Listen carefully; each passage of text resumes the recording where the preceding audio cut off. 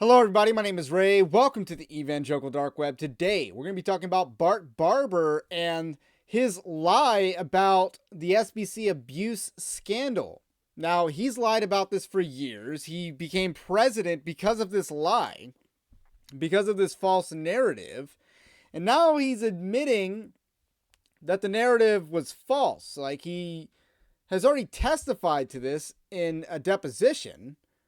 Yet now he's saying it out loud. He's saying it in a Q&A session. So this is a pretty interesting development in the truth becoming the mainstream position in the Southern Baptist Convention. So we're going to talk about this story. But first, I want to let you know, Evangelical Dark Web is a Christian news gathering and commentary ministry. You can support our work over at evangelicaldarkweb.org/join. We have done some of the finest reporting on the Southern Baptist Convention that you don't get from other places. And we have been honest about the whole abuse narrative from the beginning, that they lied to the public. They maligned the church to the public just so these liberals could get into positions of power. That is basically what has happened here. And now they're admitting, after all these lawsuits are now launched against the Southern Baptist Convention, including defamation for the report that they paid for, it defamed people, so now they're getting sued for that. They put out the report defaming people, calling people who did not commit sex abusers, and then they lied about their church denomination convention being a hive of sex abuse and sex abuse cover-up. Like, they told the world that this is what we are. And that was such an evil thing to do because the evidence didn't back that up. The report didn't back that up. Anyone who read the report knows it does not do that. And the people who reported on the report didn't read the report. They only read the headlines. And that is, where we do differently at Evangelical Dark Web. So like this video, subscribe to the channel, to the podcast if you are new. And check out the Evangelical Dark Web newsletter. I don't put every Southern Baptist story on YouTube or on podcasts, such as the nomination for SBC Prez. So we'll be covering that race as well, but might not get videos on it. So subscribe to the newsletter for more content. So with that said, let's refocus on the lie. So shortly after getting elected president of the Southern Baptist Convention, Bart Barber goes to the liberal media and, does a song and dance for them. This isn't the first and only time he does a song and dance for the liberal media, but this is a pretty prominent example. So we're going to go to a past video of mine where he did this on 60 Minutes. So his 60 Minutes appearance is quite grotesque. Calling law enforcement and letting police know that there was a predator at this church in this state? The executive committee had the list, put it in a drawer, and didn't tell anyone about it for over 10 years. That's the mindset that we're repudiating and moving against. When you read that report and to read accounts of people who were brave enough to call in to the executive committee to report abuse, for them to be ignored. That's not a strong enough word. We didn't just ignore them. Sometimes we impugn their motives. Sometimes we attack them. The reason why I'm president of the Southern Baptist Convention is because our churches do not agree with that. The reason why he's president is because of this narrative. And have taken action to correct those things. Bart Barber says he's cooperating with the Justice Department's investigation and appointed a new 9-member sexual abuse task force that's building a registry for credible reports of abuse to help churches track predators. I have strong feelings about this. It's not just anger, although I'm angry about it. God called me to be a pastor when I was 11. I believe in this. For people to sully this hurts me.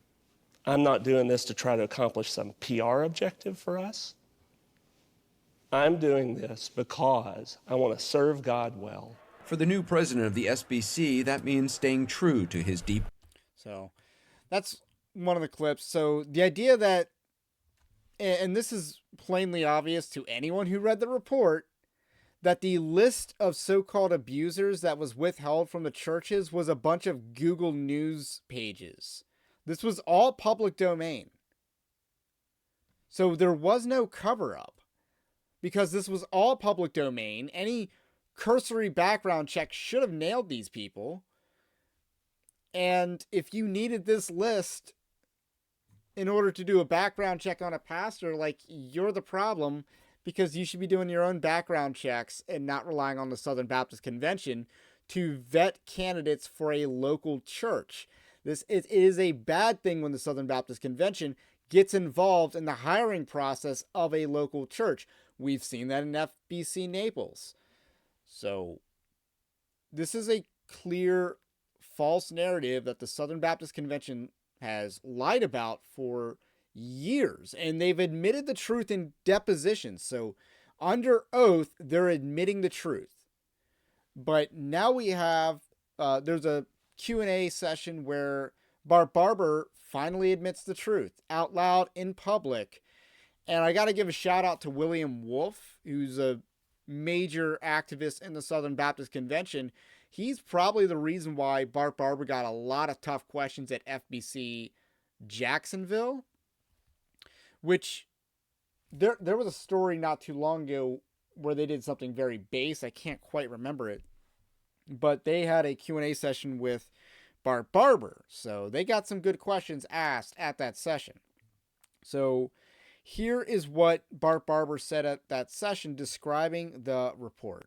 As far as the convention goes, our convention voted to have an independent investigation of the SBC Executive Committee, and by extension, the convention as well. What that investigation found, after looking hard to see if they could find a time when the convention or the Executive Committee knew about abuse and failed to report it, or facilitated an abuser being able to continue to abuse, they didn't find any instances where the convention or the Executive Committee did that. That's the kind of thing that would lead me sometimes to say, well, the Southern Baptist Convention has never made a mistake in terms of not reporting abuse. That is a much different narrative than what he told 60 Minutes, where he was saying that we covered up, we attacked the people who did report, we didn't report to the police. But this is all a lie, and it's shown up in court. Paige Patterson was ousted because he didn't believe hard enough a woman who refused to press charges after he reported it to the police. He referred an incident to the police. She doesn't press charges, but because he said break her down, as in, like, let's get her side of the story or whatever, even though he did everything above board, he referred the incident to the police. And then he just didn't believe hard enough after everything was settled, after he got more information, he didn't believe hard enough. And that's why they ousted Paige Patterson.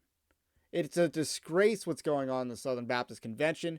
Bart Barber is emblematic of this disgrace. He is a terrible president of the Southern Baptist Convention. He is petty, and he just lies and speaks out of both sides of his mouth. He was willing to use the issue of sex abuse to get to the presidency of the Southern Baptist Convention. But, now that he's president, he has to have some semblance of competent leadership, which he doesn't have, but he has to do something about having the plethora of lawsuits that they're facing. So he has to do something, and he's finally coming clean about it. But it might be too little too late for the Southern Baptist Convention, because he has done a lot of damage by perpetuating this false narrative. So that's the latest update on the SBC. We'll probably have more to cover on this story as well. But for now, let me know what you think about what I think, and we will catch you on the next one.